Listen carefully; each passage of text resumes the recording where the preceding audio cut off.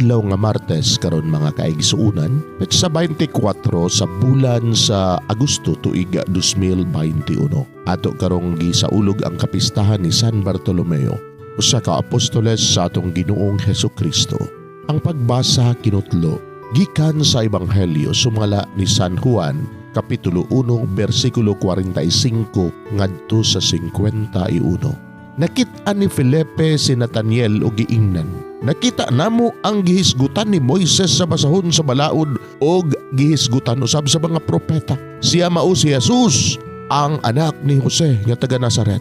May maayo bagod nga gikan sa Nazaret, nangutana si Nathaniel.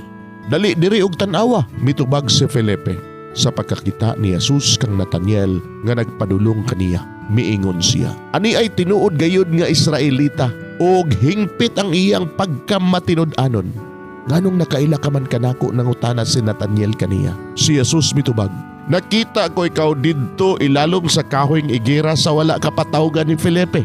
Si Nathaniel mitubag, magtutudlo, ikaw mao ang anak sa Dios, ikaw ang hari sa Israel. Si Jesus miingon, mituo ka ba tungod lang kay miingon ako kanimo nga nakita ko ikaw ilalom sa kahoyng igira?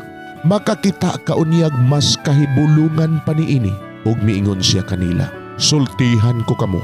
Makita ninyo ang langit nga maabli ug ang mga anghel sa Dios nga magsaka kanaog diha sa anak sa tao.